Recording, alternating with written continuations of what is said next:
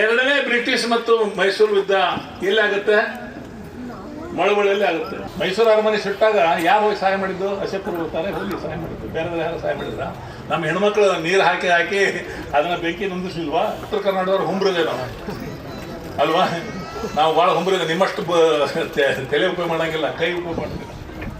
ಬಸವಲಿಂಗಪ್ಪನವ್ರ ಪೂರ್ವಜರು ಬಿಜಾಪುರ ಕಡೆಯಿಂದ ಬಂದವರು ಅಂತ ಹೇಳಿ ಅಯ್ಯೋ ಇಲ್ಲಿ ಆ ವಿಡಿಯೋದಲ್ಲಿ ಮಾಡುವಂತ ನಮ್ಮ ಹೆಣ್ಮಕ್ಳಿದ್ದಾರೆ, ಒಬ್ಬೊಬ್ರು ಒಂದು ಒನಿಕೆ ಹೋಗ್ತಂಗ ಮುಟ್ಟಂಗಿಲ್ಲ ಅವ್ರನ್ನ ತಡವಂಗಿಲ್ಲ ಅಂತ ಹೇಳ್ತಿದ್ರು. ನನಗೆ ಇತಿಹಾಸನ ಸೃಷ್ಟಿಸಲಾರುವಂತ ಅಂಬೇಡ್ಕರ್ ಹೇಳಿಲ್ವಾ? ಅದಕ್ಕೆ ನಿಮ್ಮ ಪೂರ್ವಜರನ್ನು ಹುಡುಕುತ್ತಾ ಹೋದಾಗ ನೀವು ನಮ್ಮ ಹತ್ರ ಬರ್ತೀರಿ. ನಾ ಆಗಲೇ ತಮಾಷೆಯಾಗಿ ಹೇಳ್ತಿದ್ದೆ ನಮ್ಮ ರೇವಣಿಗೆ, ನಮ್ಮ ಪುರಿಯಲ್ಲಿ ಜಯರಾಜ್ ಎಲ್ಲ ಕುತ್ಕೊಂಡಿದ್ದಾರೆ. ನಾನೆಲ್ಲ ಮಂಡ್ಯ ಕಡೆ ತಿರುಗಾಡಿದೆ. ನಾನು ಯಾಕೆ ತಿರುಗಾಡ್ತಿದ್ದೇನೆ ಮೈಸೂರು ಕಡೆ ಎಲ್ಲ ಚಾಮರಾಜನಗರ ಯಾಕೆ ತಿರುಗಾಡ್ತೇನೆ ಅಂದರೆ, ನಾವೊಂದು ಇತಿಹಾಸ ಓದ್ತಾ ಇದ್ದೆ. ಏನು ಇತಿಹಾಸ ಅಂತಂದರೆ, ಶಿವಾಜಿ ಕಾಲದಲ್ಲಿ ನಾವು ಭಾಳ ದೊಡ್ಡ ಸೈನಿಕರಾಗಿದ್ವಿ. ಶಿವಾಜಿಯ ಬಲಗೈ ಬಂಟರು ನಾವೇ, ಸಂಭಾಜಿಯ ಬಲಗೈ ಬಂಟರು ನಾವೇ. ಅವನ ಸಾವಿನ ನಂತರ ಮನುವಾದಿ ಪೇಶಿಗಳು ಬಂದಾಗ ನಮಗೆ ಹೀನವಾದಂಥ ಒಂದು ವ್ಯವಸ್ಥೆನ ತಂದದ್ದನ್ನು ನಿಮ್ಗೆ ಗೊತ್ತಿದೆ. ಅವಾಗ ಟಿಪ್ಪು ಸುಲ್ತಾನ್ ಗೆಲ್ತಾ ಗೆಲ್ತಾ ಗೆಲ್ತಾ ನಮ್ಮ ಕಡೆ ಬರ್ತಾನೆ, ಬಿಜಾಪುರ ಕಡೆ ಬರ್ತಾನೆ, ಬೀದರ್ ತನಕ ಹೋಗ್ತಾನೆ ಅಲ್ವಾ? ಇವತ್ತಿನ ಕರ್ನಾಟಕದ ಒಂದು ನಕಾಶೆ ಏನಿದೆ ಅಲ್ಲ, ಅದನ್ನ ಕಟ್ಟಿದವನೇ ಟಿಪ್ಪು ಸುಲ್ತಾನ್ ಅಂತ ಹೇಳಿಕ್ಕೆ ಬಹಳ ಹೆಮ್ಮೆ ಅನ್ಸುತ್ತೆ. ಅವಾಗ ಏನಾಗುತ್ತೆ, ನನಗೆ ಸೈನ್ಯದಲ್ಲಿ ಬಹಳ ಸೈನಿಕರು ಬೇಕಾಗಿದ್ದಾರೆ, ಯಾವ ಸಮುದಾಯ ಇಲ್ಲಿ ಬಲವಾಗಿದೆ ಅಂತ ಕೇಳ್ತಾರೆ.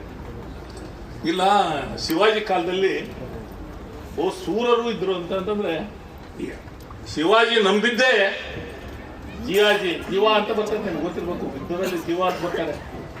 ಸಂಭಾಜಿಯನ್ನ ಕೊಲ್ಲುವಂಥ ಸಂದರ್ಭದಲ್ಲಿ ಗಾಯಕ್ವಾಡ್ ಅಂತ ಬರ್ತದೆ ಹೆಸರು. ಇವತ್ತೆಲ್ಲ ವಿಷ್ಣು ಬುದ್ರಕದಲ್ಲಿ ನಮ್ಮ ಚಲವಾದಿರ ಒಣಗಿನ ಸಂಭಾಜಿ ಸಮಾಧಿ ಮತ್ತು ಗಾಯಕ್ವಾಡ್ ಸಮಾಧಿ ಇದೆ. ಅಲ್ಲಿಂದ ಮಾಲೆ ಹಾಕಿದ್ರೆ ಮೊನ್ನೆ ದೊಡ್ಡ ಗಲಾಟೆ ಆಯಿತು. ಇದರ ಹಿನ್ನೆಲೆಯಲ್ಲಿ ಹೇಳ್ತಾರೆ, ಹಿಂಗೆ ನಮ್ಮ ಜ್ಞಾನಪ್ರಕಾಶ್ ಸ್ವಾಮೀಜಿ ಅಂತ ಇರ್ತಾರಲ್ಲ, ಈ ಸಮಾಜದವರು ಬಹಳ ಸೂರಿದ್ದಾರೆ, ಅವ್ರನ್ನೇ ಕರ್ಕೊಂಡು ಹೋಗ್ಬೇಕು ಅಂತೇಳಿ ಅಲ್ಲಿಂದ 5,000 ಚಲವಾದಿಗಳನ್ನ ಕರ್ಕೊಂಡು ಬರ್ತಾರೆ. ಎಷ್ಟು? 5,000. ಎರಡನೇ ಬ್ರಿಟಿಷ್ ಮತ್ತು ಮೈಸೂರು ಯುದ್ಧ ಎಲ್ಲಾಗುತ್ತೆ? ಮಳವಳ್ಳಿಯಲ್ಲಿ ಆಗುತ್ತೆ ಅಲ್ವಾ? ಬ್ರಿಟಿಷರನ್ನ ಸೋಲಿಸ್ತಾರೆ. ಟಿಪ್ಪು ಸುಲ್ತಾನ್ನ ಸೈನ್ಯ ಯಾರು? ನಾವೇ. ಅಲ್ಲಿ ಯುದ್ಧ ಮಾಡಕ್ ಬಂದಂತ ಸೈನಿಕರು ಇರ್ತಾರಲ್ಲ, ಅಲ್ಲೇ ಉಳ್ಕೊಂಡ್ಬಿಡ್ತಾರೆ ಅವರು. ಎಲ್ಲಿ? ಮಳವಳ್ಳಿಯಲ್ಲಿ. ಅದು ದೊಡ್ಡ ಹೊಲಿಗೆರೆ ಆಗುತ್ತೆ, ಇದು ಚಿಕ್ಕ ಹೊಲಿಗೆರೆ ಆಗುತ್ತೆ. ನೀವೆಲ್ಲ ನಮ್ಮ ಕಡೆಯವರು, ನೀವೆಲ್ಲ ಬಿಜಾಪುರ ಜಿಲ್ಲೆಯಲ್ಲೂ ಸೈನ್ಯದಿಂದ ಬಂದವರು. ನಿಮ್ದು ವೀರ ರಕ್ತ, ಇದು ನಿರ್ವೀರ ರಕ್ತ ಅಲ್ಲ ನೀವು. ಅದಕ್ಕೆ ನಿಮಗೆ ಮೆದುಳದೆ ಅಲ್ಲ, ಇದನ್ನ ಟೆಸ್ಟ್ ಮಾಡ್ಬೇಕಂತೇನೆ. ನಾವು ಮೊನ್ನೆ ಕೋಲಾರಕ್ಕೆ ಹೋಗಿದ್ದೆ. 4.5 ಲಕ್ಷ ಜನ ರೇಣುಕಮ್ಮನ ಭಕ್ತರು. ನಾನು ಹುಬ್ಬಳ್ಳಿಯಲ್ಲಿ ಇರೋದ್ರಿಂದ, ಅಣ್ಣ ನಮ್ಮ ತಾಯಿ ರೇಣುಕಮ್ಮನಿಗೆ ಒಂದು ಪೂಜೆ ಮಾಡಿಸ್ಬೇಕಂತ ವಿಶೇಷವಾಗಿ ನೀನು ಸಹಾಯ ಮಾಡ್ಬೇಕಲ್ಲ ಅಂತ. ಆ ಪೂಜಾರಿಗಳು ನನ್ನ ಹತ್ರ ಬರ ಅಂತ ಹೇಳ್ತಾರೆ.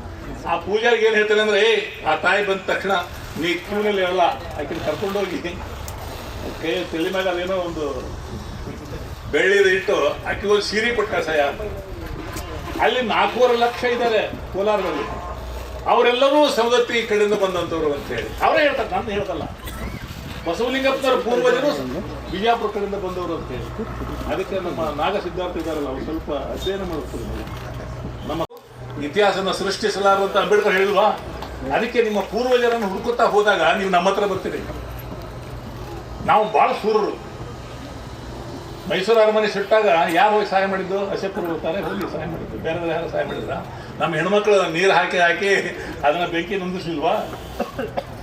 ಆದ್ರಿಂದ ಇವತ್ತು ಮೊನ್ನೆ ಆಚರಣೆ ಮಾಡುವ ಚರ್ಚೆ ಮಾಡುವಾಗ ಸಿದ್ದಯ್ಯನವರು ಒಂದು ಮಾತು ಹೇಳ್ತಿದ್ರು. ನಾನು SC ST ಅಂತ ಮಾತಾಡಿದೆ ಹೊರತಾಗಿ ಇಲ್ಲಿವರೆಗೆ ಚಲವಾದಿ ಅಂತ ನಾನು ಮಾತಾಡಲೇ ಇಲ್ಲ. ಯಾಕಂದ್ರೆ ನನ್ನ ಅಂಬೇಡ್ಕರ್ ನಂಬಿಕೆ ನಾನು ಇವತ್ತಿನ ಮಾದಿಗರು ಅಂತಾರೆ. ನಾವು ಚಲವಾದಿರನ್ನಕ್ಕೆ ಹಿಂದೆ ಮುಂದೆ ನೋಡ್ತೇವೆ. ಯಾಕೆ ಗೊತ್ತಾ? ನಾವೆಲ್ಲರೂ ಕೂಡ್ಕೊಂಡಿರೋಣ ಅಂತ ಹೇಳ್ಬೋದು. ಅಂಬೇಡ್ಕರ್ ವಾದದ ಒಂದು ದೇಹದ ಆತ್ಮದು, ಏನ್ ಮಾಡೋಕ್ಕಾಗಲ್ಲ ನಾವು. ಅದಕ್ಕೆ ನಾನು ಮೊನ್ನೆ ಹೇಳ್ತಾ ಇದ್ದೆ, ಚಲವಾದಿ ಪ್ರತ್ಯೇಕರು. ಬಾಬಾ ಸಾಹೇಬ್ ಅಂಬೇಡ್ಕರ್ ಏನು ಹೇಳಿದ್ರು ನಿನಗೆ? ನೀನು ಆಳೋ ವರ್ಗ ಆಗಬೇಕು, ರಾಜನಾಗಬೇಕು. ರಾಜನಾಗಬೇಕಾದ್ರೆ ಏನ್ ಮಾಡ್ಬೇಕು? ಎಲ್ಲರನ್ನೂ ನಾನು ಕಟ್ಕೊಂಡು ಹೋಗ್ಬೇಕು. ಕೆಲವಾದಿ ಗುಣ ಏನಂದ್ರೆ, ಮಾದಿಗರನ್ನ ವಿರೋಧಿಸೋದಲ್ಲ, ಯಾರನ್ನು ವಿರೋಧಿಸೋದಲ್ಲ, ನಾವೆಲ್ಲರನ್ನು ಕಟ್ಕೊಂಡು ಬರ್ತೇವೆ, ನಾವೆಲ್ಲರ ಹತ್ರ ವಿಶ್ವಾಸ ನಿಲ್ತೇವೆ. ಆದ್ರೆ ಅಂಕಿ ಸಂಖ್ಯೆಗೋಸ್ಕರ ಹೇಳುವಂತ ಒಂದು ಮಾತೇನಂತಂದ್ರೆ, ಸಿದ್ದಯ್ಯನವರು ಕೊಟ್ಟಂತ ಅಂಕಿ ಸಂಖ್ಯೆಯಲ್ಲಿ ಕರ್ನಾಟಕದಲ್ಲಿ ಪರಿಶಿಷ್ಟ ಜಾತಿ ಅಲ್ಲ, ಎಲ್ಲ ಜಾತಿಗಳಿಂದ ಹೆಚ್ಚಿಗೆ ಜಾತಿ 55ರಿಂದ 60 ಲಕ್ಷ ಜನಾಂಗ ಯಾವುದಿದೆ ಅಂತಂದ್ರೆ ಅದು ಚೆಲುವ ಜನಾಂಗ ಇದೆ ಅಂತ ಅವ್ರು ಹೇಳಿದ್ರು. ನನಗೆ ಗೊತ್ತಿಲ್ಲ, ಯಾರೋ ಸಿದ್ದಯ್ಯನವರು ಹೇಳ್ತಾ ಇದ್ರು. ಹೌದವ್ರು ಇರ್ಬೋದು ಬಿಡಿ ಅಂತಂದ್ರೆ ಅಲ್ವಾ. ಆದ್ರಿಂದ ಇದೊಂದು ಲೆಕ್ಕಾಚಾರ ಆಗಲಿ, ಬೇಡ ಅನ್ನಂಗಿಲ್ಲ. ಅವ್ರವ್ರ ಲೆಕ್ಕದ ಪ್ರಕಾರ ಯಾವ್ದು ಎಷ್ಟು ಸಂಖ್ಯೆ ಏನಪ್ಪಾ ಕೃಷ್ಣಮೂರ್ತಿ ಅಂತ ಹೇಳ್ತಾರಲ್ಲ BSP, ಯಾರ್ಯಾರ ಜನಸಂಖ್ಯೆ ಎಷ್ಟಿದೆ ಅವರಷ್ಟು ಭಾಗ ತಗೋಬೇಕು. ನಮ್ದು 50-60 ಲಕ್ಷ ಅಂದ್ರೆ ಅಷ್ಟು ಭಾಗ ನಾವು ತಗೊಳ್ಳೋಣ, ತಪ್ಪೇನಿದೆ ಅಲ್ವಾ.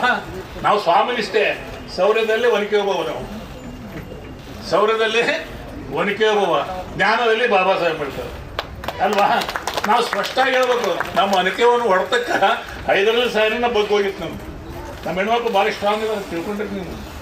ಇಲ್ಲೊಂದು ಎಲಿಬಳ್ಳಿ ತೋಟದಲ್ಲಿ ಒಂದು ಮಾರ್ಕೆಟ್ ಇದೆ, ಅದು ಏನೇನಂತಾರೆ, ಅಲ್ಲಿ ಹೋಗಿದ್ದು ನಾನು. ಎಲಿಬಳ್ಳಿ ಮಾರ್ತಾರೆ, ವೀಳ್ಯದಲ್ಲಿ ಮಾರೋದು ದೇವರಾಜ್ ಮಾರ್ಕೆಟ್ಗೆ ಹೋಗಿದ್ದೆ. ನನ್ನ ಫ್ರೆಂಡ್ ಒಬ್ಬನು, ನನ್ನ ರಿಲೇಟಿವ್ ಒಬ್ಬನು ಇನ್ಸ್ಪೆಕ್ಟರ್ ಆಗಿ ಬಂದಿದ್ದೆ. ಅಲ್ಲಿ ನಾನು ಹೋಗಿದ್ದೆ.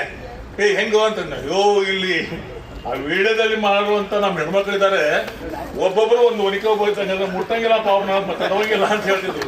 ನನಗೆ ಭಾರಿ ಖುಷಿ ಆಯ್ತು ನನಗೆ, ಯಾಕಂದ್ರೆ ನಮ್ಮವ್ನು ನೆನಪಾಗತ್ತೆ ನನಗೆ. ನಮ್ಮವನು ಭಾಳ ಸುಹೃದತ್ತಿ, ನಮ್ಮವ್ನು ಭಾಳ ಸುಂದರಿ. ನಾನು ಅದಕ್ಕೆ ಮನೆ ಪ್ರಮಾಣ ವಚನ ಸ್ವೀಕಾರ ಮಾಡೋ ಮುಂದೆ ನಮ್ಮ ವಿಧಾನ ಪರಿಷತ್ ಸದಸ್ಯನಾಗಿ ನಾನು ಅಧಿಕಾರ ಸ್ವೀಕಾರ ಮಾಡುವಾಗ ನನಗೆ ದುಃಖ ಅನಿಸ್ಬಿಡುತ್ತೆ. ಯಾಕಂದರೆ ನನ್ನ ತಾಯಿ ನೆನಪಾಗ್ಬಿಡ್ತದೆ.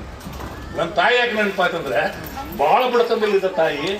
ನನಗೆ ಬಡತನ ಬೇಡ ಅಂಥೇಳಿ ತನ್ನ ಜೀವನವನ್ನು ತ್ಯಾಗ ಮಾಡಿದ ತಾಯಿಗೆ ನನಗೆ ದುಃಖ ಅಲ್ವಾ ತಾಯಿ.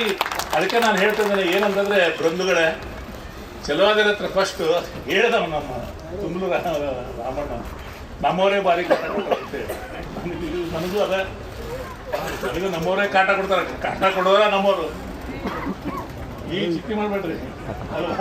ನಾನು ನಮ್ಮ ಸಂಸ್ಥೆಯಲ್ಲಿ 9 ಪೋಸ್ಟ್ ಫಿಲಪ್ ಮಾಡಿದ್ದೇನೆ, 7 ಚೆಲುವಾದಿರಿ ಕೊಟ್ಟಿದ್ದೇನೆ. 7 ಚೆಲುವಾದಿರಿ ಕೊಟ್ಟಿರಿ ಅಂತೇಳಿ ಆ ಸರ್ಕಾರಕ್ಕೆ ಅರ್ಜಿ ಕೊಟ್ಟವ್ರು ಯಾರು ಗೊತ್ತಾ? ಉತ್ತರ ಕರ್ನಾಟಕ ಚೆಲುವಾದಿ ಸಮಾಜದವರು. ನೀವು ಅಷ್ಟೊಂದು ಈಜು ತಿಳ್ಕೊಬೇಡ್ರಿ. ನೀವೇ ರಾಕೇಶ್ ಕುಮಾರ್ ಸಿಕ್ಕಿದ್ರು, ನಮ್ಮ ಹರಾಮಹೇಶ್ ಬಂದು ಒಳ್ಳೆ ನನ್ನ ಮಾಹಿತಿಯನ್ನು ಕೊಡ್ತಾ ಇದ್ರು. ಬೌದ್ಧದ್ರ ಹೆಂಗೆ ಬರೀಬೇಕು, ಕಾಸ್ಟ್ ಹೆಂಗೆ ಬರೀಬೇಕು ಅಂತೇಳಿ. 1990ರಲ್ಲಿ ಏನು ಗೌರ್ಮೆಂಟ್ ಗೆಜೆಟ್ ಆಯ್ತಲ್ಲ, ಬಹುಶಃ ನಾನು ಹೇಳಿಲ್ಲ, ಯಾಕಂದ್ರೆ ನಾನು ಇವರೆಲ್ಲ ಟೀಮ್ ಆದಾಗ ಇದನ್ನ ಪರಿಶಿಷ್ಟ ಜಾತಿಯವರು ಬೌದ್ಧ ಧರ್ಮಕ್ಕೆ ಸೇರಿದರೆ ಅವರಿಗೆ ಸಿಗುವಂಥ ಮೀಸಲಾತಿ ಸೌಲಭ್ಯ ಮುಂದುವರಿಬೇಕಂತ ಹೇಳಿ ಯಾರು ಮಾಡಿದ್ದು? ಬಾಬಾ ಸಾಹೇಬ್ ಅಂಬೇಡ್ಕರ್ ಅಲ್ವಾ. ಬಾಬಾ ಸಾಹೇಬ್ ಅಂಬೇಡ್ಕರ್ ಹೇಳಿದ್ರು ಏನಂದ್ರೆ, ನಾನು ಬೌದ್ಧ ಧರ್ಮ ಸ್ವೀಕಾರ ಮಾಡ್ತೇನೆ, ನಿಮ್ಮ ಮೀಸಲಾತಿ ನನ್ನ ಪಾಕೆಟ್ನಲ್ಲಿದೆ, ಕೊಡ್ತೇನೆ ಅಂತ ಹೇಳಿದ್ರು. 6 ವಾರದಲ್ಲಿ ಅವರು ತೀರಿ ಹೋದರು. ನಂತರ ಆ ಇಶ್ಯೂ ಹಾಗೆ ಉಳಿದಿತ್ತು. ನಂತರ ಬಸವಲಿಂಗಪ್ಪನವರು ನಾವು ಕೊಡ್ಕೊಂಡು 1990ರಲ್ಲಿ ನಮ್ಮ VP ಸಿಂಗ್ ಅವರು ಇದ್ದಾಗ ರಾಮವಿಲಾಸ್ ಪಾಸ್ವಾನ್ ಸಮಾಜ ಕಲ್ಯಾಣ ಇಲಾಖೆ ಸಚಿವರಾಗಿದ್ರು. ಆ ಸಂದರ್ಭದಲ್ಲಿ ಅವರನ್ನು ಅಮೆಂಡ್ಮೆಂಟ್ ಮಾಡಿಸಿ ಬೌದ್ಧ ಮತಕ್ಕೆ ಸೇರುವ ಪರಿಶಿಷ್ಟ ಜಾತಿಯವರಿಗೆಲ್ಲರಿಗೂ ಮೀಸಲಾತಿ ಸೌಲಭ್ಯ ಮುಂದುವರಿಬೇಕಂತ ಆ್ಯಕ್ಟ್ ಅನ್ನ ನಿನ್ನೆ ಹರಾಮಹೇಶರು ಓದ್ತಾ ಇದ್ರು. ಅಲ್ಲಿಂದ ಒಂದು ಸ್ವಲ್ಪ ಚಳವಳಿ ಕುಂಠಿತ ಆಗಿ ಇವತ್ತು ಹರಾಮಹೇಶ್ ಅಂತ ಯುವಕರು ಅಥವಾ ಕೃಷ್ಣಮೂರ್ತಿ ಅಂತವರು ನೀವೆಲ್ಲ ನಿಂತ್ಕೊಂಡಿದ್ದೀರಾ. ನಿಮಗೆ ನಾನು ಜನಾಂಗದ ಪರವಾಗಿ ನಮಸ್ಕಾರ ಹೇಳಲಿಕ್ಕೆ ಪ್ರಯತ್ನ ಮಾಡ್ತಾರೆ. ಯಾಕಂದರೆ ಬೌದ್ಧ ಧರ್ಮ ಬೆಳಿಬೇಕು. ಭಾಳ ಸ್ಪಷ್ಟವಾಗಿ ನಮ್ಮ ಗುರುಗಳು ಜ್ಞಾನಪ್ರಕಾಶ್ ಸ್ವಾಮೀಜಿಯವರು ಮೊನ್ನೆ ಬಲಹರಿ ಒಕ್ಕೂಟದಲ್ಲಿ ಸ್ಪಷ್ಟವಾಗಿ ಹೇಳಿದರು, ಧರ್ಮ ಕಾಲಂನಲ್ಲಿ 8ನೇ ಧರ್ಮ ಕಾಲಂನಲ್ಲಿ ಬೌದ್ಧ ಬರೀರಿ, 9ನೇ ಕಾಲಂನಲ್ಲಿ ಅನುಸೂಚಿತ ಪರಿಶಿಷ್ಟ ಜಾತಿ ಅಂತ ಬರೀರಿ, 9ನೇ ಕಾಲಂನ 10ನೇ ಕಾಲಂನಲ್ಲಿ ಛಲವಾದಿ ಬರೀರಿ ಅಥವಾ ಸಮಾನಾಂತರ ಜಾತಿ ಬರೀರಿ ಅಂತೇಳಿ ಆದೇಶ ಕೊಟ್ಟರು.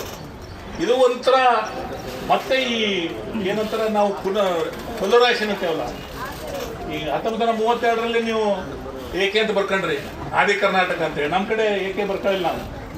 ಅಂಬೇಡ್ಕರ್ಗೆ ಮಹಾತ್ಮ ಗಾಂಧಿಗೆ ಸಂಘರ್ಷ ಆದಾಗ ಮಹಾತ್ಮ ಗಾಂಧಿಯವರು ನಮ್ಮ ಸಮಾಜಕ್ಕೆ ಹರಿಜನ್ ಅಂತ ಹೆಸರು ಕೊಟ್ಟಾಗ ಅಂಬೇಡ್ಕರ್ ಒಪ್ಕೊಳ್ಳಿಲ್ಲ.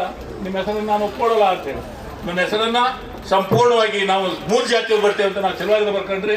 ನೀವೇನು ಮಾಡ್ಕೊಂಡ್ರಿ, ಆದಿ ಕರ್ನಾಟಕ ಅಂತ ಬರ್ಕೊಂಡ್ರಿ.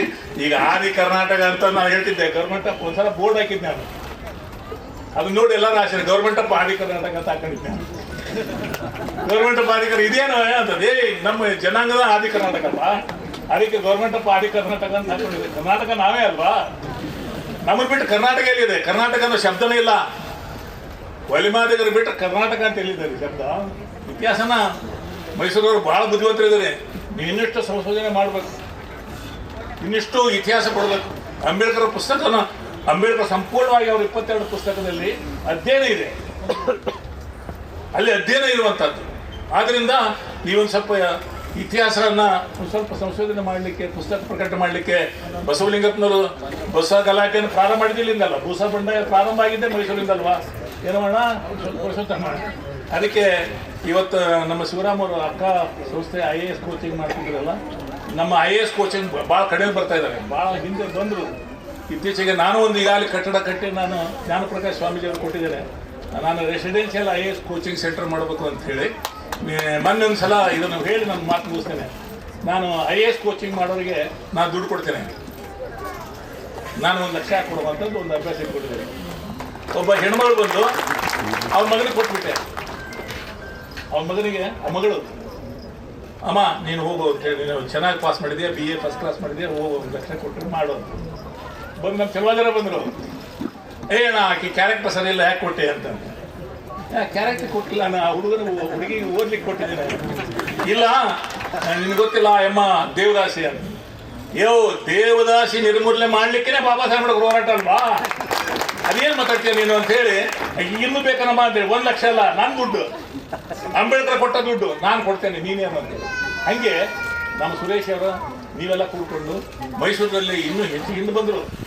ಸುಭಾಷ್ ಬರ್ಣಿ ಬಂದರು, ಮರಿಸ್ವಾಮಿ ಬಂದರು, ಭಾಳಷ್ಟು IAS ಆಫೀಸರ್ಗಳು ಬಂದರು. ಇತ್ತೀಚೆಗೆ ಬರ್ತಾ ಇಲ್ಲ, ಭಾಳ ಕೊರತೆ ಇದೆ. ನಮ್ಮಲ್ಲಿ ವಕೀಲರು ಹೆಚ್ಚಾಗಬೇಕು, IAS IPS ಆಫೀಸರ್ಗಳು ಹೆಚ್ಚಾಗಬೇಕು. ಅಂದಾಗ ಮಾತ್ರ ನಮ್ಮ ಸಮಾಜಕ್ಕೆ ನೇತೃತ್ವವನ್ನು ಕೊಡಲಿಕ್ಕೆ ಸಾಧ್ಯ ಆಗುತ್ತೆ.